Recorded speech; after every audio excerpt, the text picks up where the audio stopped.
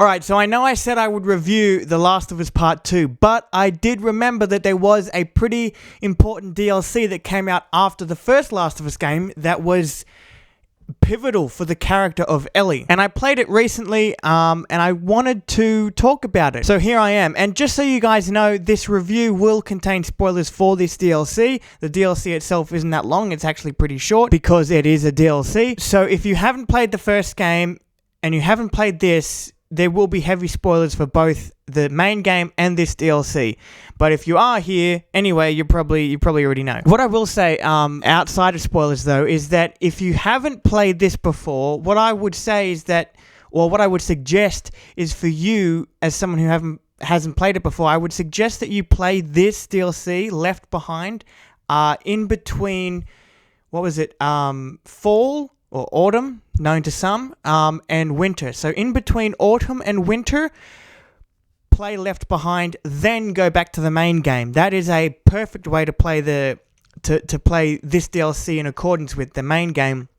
And honestly, that's how I did it when I went back to replay the main game. It makes it feel more like a well-rounded story. At least that's how it felt to me when I played it.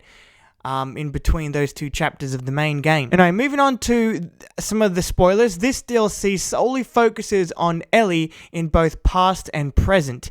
In the present, she is nursing an injured Joel and has to find a medkit to fix him up. In the past, however, we get to meet Ellie pre-bite, if you know what I mean. Like, this is the relationship that she mentioned at the end of the main game with her and Riley. This is what she was talking about. I think this is a great place to take us, to get us more invested in the character of Ellie. Riley herself is a great character, and the relationship between these two is tense at first, but you leave pretty happy where they left off.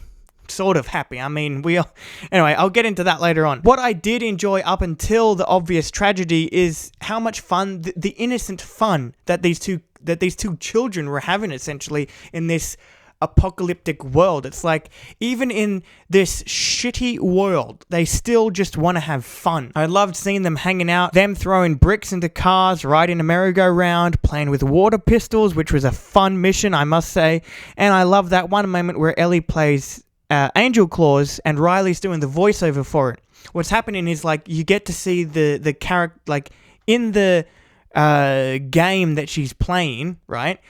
You get to see, like, the character's health bars pop up over Ellie's face, and, like, all the buttons that you have to push to play this game within a game, as it were. And because the game's busted, you and Ellie have to imagine it. That's why Riley's doing the voiceover. I liked it because it was a sweet moment between the two characters and a good moment for Ellie herself, but it was also just kind of cool just seeing how they did that. It was, technically speaking, how they put all those animations over Ellie's face was kind of cool. But it's all fun and games until both of them actually get bitten. This is the tragedy of which I spoke earlier. Oh my god, man. This was, it wasn't sad, but I knew it was coming because, I played the main game. I've already played the main game, right? So when I went back to revisit it, I played this DLC in between, those two chapters that I mentioned before.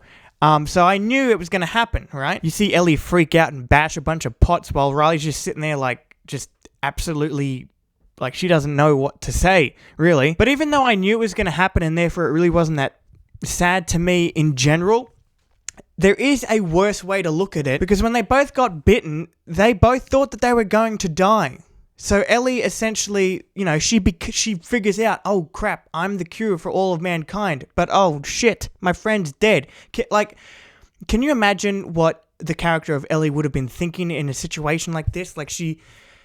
You wouldn't know what to feel. You might feel happy and hopeful that you're going to save mankind. And from what we heard from her at the end of the main game, that's what she wanted. So it is kind of messed up that this girl that Ellie falls in love with just dies because both of them got bitten and Ellie's the one that lives on. So with that being all my thoughts on the past storyline, for the present time, there's not much of a storyline going on here. It's mostly just gameplay and you having to find this medkit. I mean, there is one storyline that doesn't really have anything to do with Ellie. It's sort of like a side storyline that if you want to go around the shopping center, you can figure out the pieces and put it all together and figure out what happened to this crew on a helicopter. I myself tried listening to as many of the tapes as I could, but I couldn't hear anything.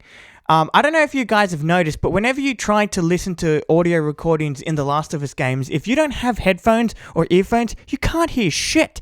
For me, I was using my soundbar connected to my TV. I couldn't hear a thing. The only tape I could hear was from that one guy stuck in the vent, and I just wanted to, like, my headphones are fucking broken, so I couldn't,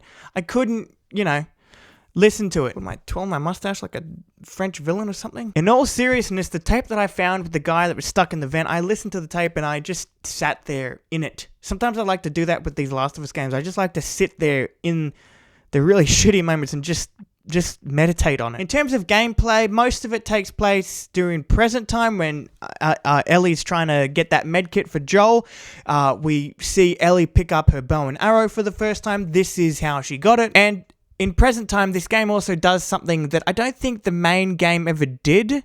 And if it did, it didn't do it enough for it to be memorable. And what it is that if, say, enemies are approaching you in an area, and in that same area there are runners or clickers around, you can grab a bottle or a brick and throw it in their direction to trigger the undead to go chase and fight the enemies that are approaching you. This is great. A really fun mechanic, and I just did it as many times as I could just to see who would win, really. So I guess that's it for my review for The Last of Us Left Behind. This DLC is great, mainly because of what it does for the character of Ellie and explores her even more. Even though we already know what's going to happen due to the main game, it's still great to see it. And there's a few great gameplay moments, as I mentioned, but other than that, I guess I will see you finally in my review for The Last of Us Part 2. I'll see you in that video.